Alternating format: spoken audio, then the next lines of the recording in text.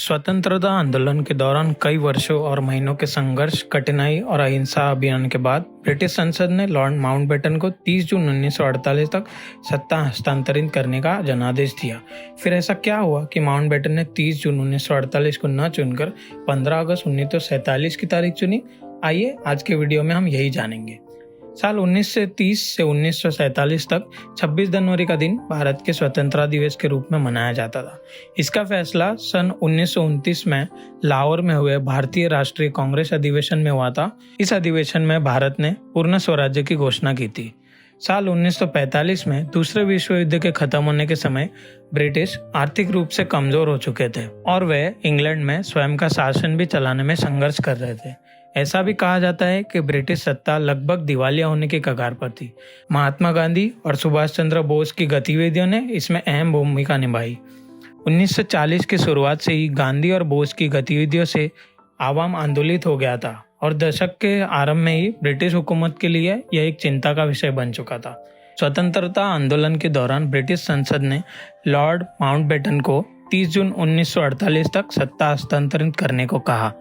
स्वतंत्र भारत के पहले गवर्नर जनरल सी राजगोपालाचारी ने कहा कि इस दिन को इसलिए बदला गया क्योंकि माउंटबेटन यह सुनिश्चित करना चाहते थे कि उस दिन कोई भी रक्तपात या दंगा या हिंसा ना हो। इसलिए माउंटबेटन ने 1948 को न चुनकर 1947 में ही सत्ता हस्तांतरित करने का निश्चय किया। माउंटबेटन द्वारा दी गई समीक्षा के ठीक बाद 4 जुलाई 1947 को ब्रिटिश संसद के हाउस ऑफ कॉमन्स में भारतीय स्वतंत्रता अधिनियम पारित किया गया।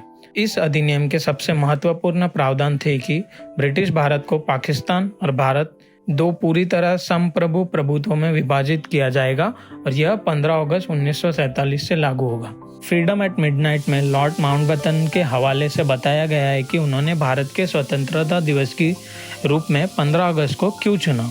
किताब के अनुसार माउंटबेटन कहते हैं कि मैंने जो तारीख चुनी वो अचानक थी। मैंने यह तारीख एक सवाल के जवाब में चुना। मैं ये बताना चाहता था कि सब कुछ मेरे हाथ में है। उन्होंने जब मुझे पूछा कि मैंने कोई तारीख तय की है तो मैं ये जानता था कि ये जल्दी होना चाहिए। मैंने तब तक कोई तारीख नहीं सोची थी, लेकिन मान रहा था कि यह अगस्त या सितंबर का महीना हो सकता है। इसके बाद मैंने 15 अगस्त कहा क्योंकि दूसरे विश्व युद्ध के दौरान जापान के आत्मसमर्पण की ये दूसरी बरसी थी। इसके बाद भारत की आज़ादी के बिल में 15 अगस्त की तारीख लिख दी गई।